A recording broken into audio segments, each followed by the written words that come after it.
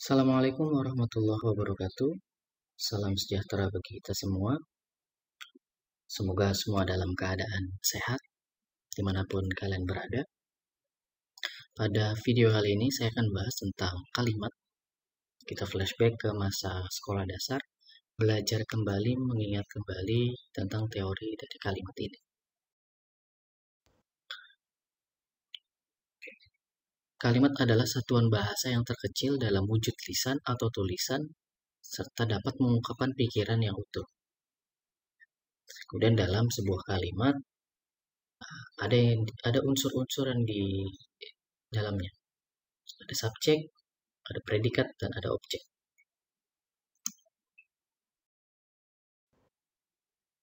Nah, di sini ada kelompok kata, atau disebut juga dengan frasa, dan ada kalimat.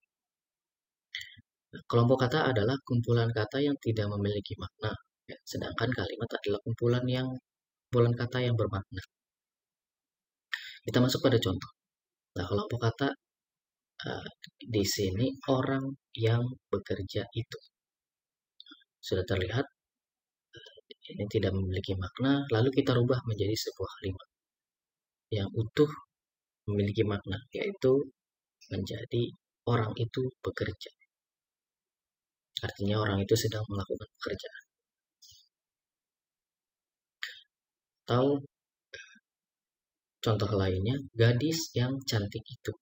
Kita ubah menjadi sebuah kalimat, gadis itu cantik. Memiliki makna. Maknanya berarti gadis itu terlihat cantik. Atau contoh lainnya, pengusaha wanita itu. Kemudian kita ubah menjadi kalimat, wanita itu pengusaha. Artinya wanita itu seorang pengusaha, bisa juga seorang pedagang, dan lain sebagainya. Nah, dalam sebuah bahasa Indonesia, ada pola dasar. Pola dasar kalimat dalam bahasa Indonesia. Dari yang singkat, subjek dan predikat.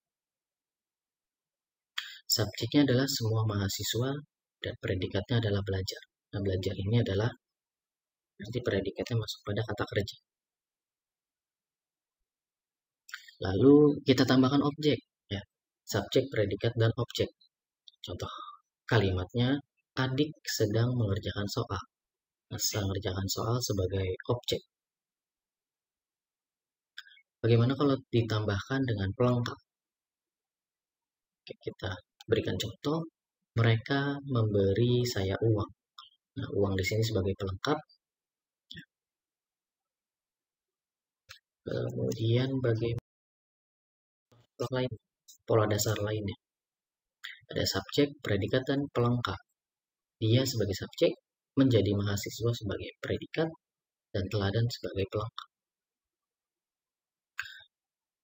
Nah, pola dasar lainnya ada subjek, predikat, dan ada keterangan. Keterangan ibu sebagai subjek, pergi sebagai predikat, dan ke Bogor sebagai keterangan. Di sini ke Bogor berarti keterangan tempat. Jadi itu adalah.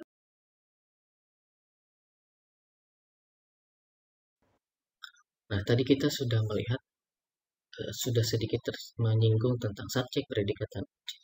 Nah, ini adalah ciri-ciri dari subjek, predikat, dan objek. Yang pertama, ciri-ciri dari subjek tidak didahului kata depan. Kemudian dapat disertai kata itu. Seperti tadi contoh, gadis itu, orang itu, wanita itu. Kemudian merupakan jawaban atas pertanyaan apa atau siapa. Artinya menunjukkan kata pelaku. Selanjutnya, predikat. Ya. Dapat disertai kata pengingkar tidak atau bukan. Kemudian merupakan pertanyaan atas jawaban atas pertanyaan, jawaban atas pertanyaan mengapa atau bagaimana. Lalu dapat disertai kata penghubung, seperti kata ingin, seperti kata hendak, mau, sudah, belum, sangat, dan lain sebagainya. Contoh, saya sangat bahagia. Sangat bahagia berarti termasuk dalam predikat. Lalu objek. Ya, objek di sini ciri-cirinya yang pertama langsung mengikuti predikat. Jadi setelah predikat langsung objek otomatis. Lalu dapat menjadi subjek dalam kalimat pasif. Yang terakhir berupa kata, benda, atau kalimat. Nah, yang pasti juga tidak didahului dengan kata merupakan, adalah, atau ialah, dan sejenisnya. Itu adalah ciri-ciri dari objek.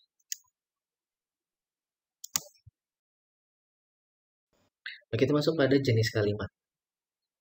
Ada yang disebut kalimat tunggal, ada yang disebut dengan kalimat majemuk. Ingat, kalimat tunggal adalah kalimat yang hanya terdiri atas satu kalimat dasar. Artinya kalau dalam sebuah kalimat hanya memiliki satu subjek, hanya memiliki satu predikat, hanya memiliki satu objek atau satu keterangan. Dan kalau kalimat majemuk memiliki dua, ya. Bisa dua predikat, bisa dua objek, bisa dua subjek, atau dua keterangan. Nah, dalam kalimat majemuk ada dua jenis lagi. Ada kalimat majemuk setara, ada kalimat majemuk bertingkat. Apa sih perbedaannya? Ada dua kalimat dasar, kemudian dipisah oleh kata penghubung atau tanda. Di sini kata penghubungnya adalah kata dan, kemudian ada dua kalimat dasar, saya datang, dia pergi. Ini sama-sama dua kalimat dasar yang memiliki makna. Walaupun tidak dijelaskan datangnya kemana, perginya kemana, itu juga tidak dijelaskan. Jadi ini merupakan majemuk setara, karena sudah termasuk dalam ciri-ciri. Kemudian kita lihat contoh dari majemuk bertingkat. Ia tidak masuk bekerja karena sakit. Nah, yang membedakan majemuk bertingkat dengan majemuk setara adalah ini, induk kalimat dan anak kalimat. Oke, di sini induk kalimatnya adalah ia tidak masuk kerja karena sakit adalah anak kalimat. Ini bisa dibalik posisinya. Bisa anak kalimat dulu, baru induk kalimat. Nah, ciri-ciri bagaimana kita harus membedakan induk kalimat dan anak kalimat. Kalau induk kalimat dapat berdiri sendiri sebagai kalimat tunggal. Ia tidak masuk bekerja, ia tidak masuk kerja. Itu bisa berdiri sendiri, memiliki arti. Nah, sebagai kalimat tunggal itu bisa. Kemudian induk kalimat juga mempunyai unsur kalimat yang lebih lengkap jika dibandingkan dengan anak kalimat. Ya, ini lebih lengkap, ada subjeknya, ada predikatnya. Kemudian kalau anak kalimat tidak lengkap dan juga tidak didahului oleh kata penghubung. Nah, ini tidak didahului atau tidak diawali dengan kata penghubung. Nah, ini karena adalah kata penghubung, maka disebut anak kalimat. Nah, kalau anak kalimat ciri-cirinya adalah tidak dapat berdiri sendiri sebagai kalimat tunggal.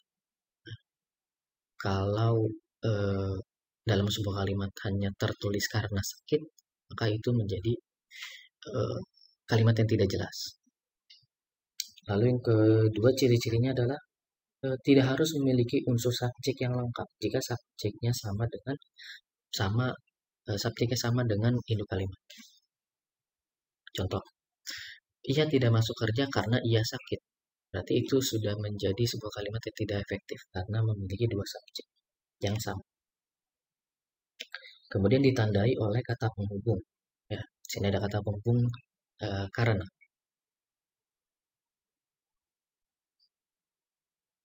Jadi itu yang membedakan antara majemuk setara dan majemuk bertingkat. Nah, sekarang kita masuk pada kalimat efektif.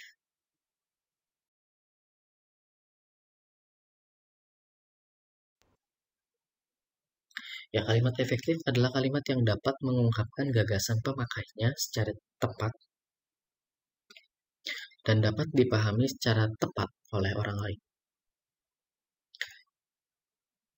Contoh, tahun ini SPP mahasiswa baru dinaikkan.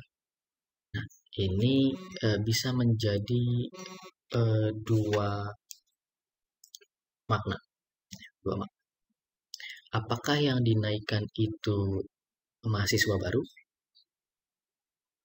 atau semua mahasiswa tahun ini SPP-nya baru dinaikkan. Nah, itu menjadi satu kalimat yang memiliki dua makna. Ya, yang menjadikannya kalimat ini menjadi kalimat tidak efektif. Nah, maka opsi perbaikan dari kalimat di atas ini ada dua. Menambahkan strip atau mengubah pola kalimatnya. Tahun ini SPP mahasiswa baru dinaikkan. Nah, berarti baru tahun ini SPP mahasiswa itu baru dinaikkan. Bukan mahasiswa baru yang SPP-nya dinaikkan. Gitu. Atau opsi 2, SPP mahasiswa tahun ini baru dinaikkan. Nah, tinggal kita memilih kalimat mana yang ini menjadikan kalimat efektif. Jadi ini contoh dari kalimat efektif dan contoh dari kalimat yang tidak efektif. Apa sih syarat-syarat dari kalimat efektif? Sedikitnya ada 5. Yang pertama, keutuhan. Keutuhan itu adalah keterkaitan makna antar data. Lihat langsung pada contoh supaya lebih jelas. Ya. Kita lihat contoh kata atau contoh dari syarat keutuhan, syarat kalimat efektif keutuhan. Saya pun akhirnya saling memaafkan. Ini adalah contoh kalimat yang salah. Karena ada kata saling yang harusnya terlibat antara dua orang. Saya ini, ya, kata saya ini saling memaafkan dengan siapa? Maka itu menjadi sebuah kalimat yang tidak efektif. Maka diubah kata saya menjadi kata kami. Yang berarti ada dua orang yang saling memaafkan. Itu baru kalimat yang efektif atau kalimat yang benar. Kemudian kesejajaran. Contoh, saya makan mie dan telur tadi. Saya makan mie dan telur tadi. Sekilas kalimat ini tidak bermasalah terdengarnya. Lalu kita ubah menjadi saya makan mie dan makan telur tadi. Nah, itu menjadi lebih efektif. Nah, selanjutnya kita masuk pada memfokuskan, fokus ya. Contoh kalimatnya, Piala Sudirman seharusnya tidak berpindah dari Bumi Pertiwi ini. Nah, ini kalimat ini sedikit tidak fokus. Maka kita ubah seharusnya, ya, ada penekanan juga seharusnya Piala Sudirman tidak berpindah dari Bumi Pertiwi. Nah, itu menjadi sebuah kalimat yang efektif.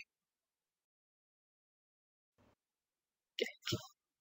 3 hal tadi sudah kita bahas, tinggal 2. Selanjutnya adalah penghematan. Contoh kalimatnya, sejak saya bertempat tinggal di Bogor, saya mempunyai banyak waktu luang. Nah, ini tidak efektif karena memiliki kata subjek yang sama pada satu kalimat. Maka kita ubah menjadi kalimat yang efektif menjadi sejak bertempat tinggal di Bogor, saya memiliki banyak waktu luang. Itu lebih efektif. Terus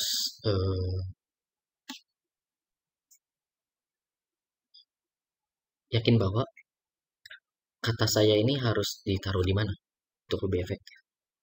Nah, lebih baik ditaruh di kalimat selanjutnya. Nah, ini bisa juga disebut kalimat majemuk setara ya. Karena ada 2 kalimat kemudian ditandai dengan tanda koma. Nah, kemudian kelogisan yang terakhir ini sering dilakukan oleh banyak orang. Kelogisan atau masuk akal. Contoh kalimatnya adalah waktu dan tempat kami persilahkan. Nah, itu adalah kalimat yang salah. Yang biasa atau sering diucapkan oleh pembawa acara, moderator, ataupun master of ceremony atau MC. Nah, lebih baik kata itu diganti menjadi kepada Bapak titik-titik kami persilakan. Misalkan kepada Bapak Joko Widodo atau kepada Ibu Susi kami persilakan. Nah itu langsung kepada eh, orang yang dituju.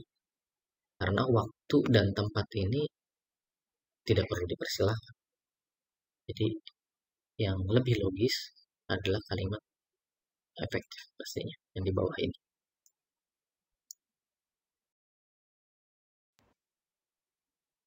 Ya, itu yang bisa saya sampaikan pada materi atau video kali ini.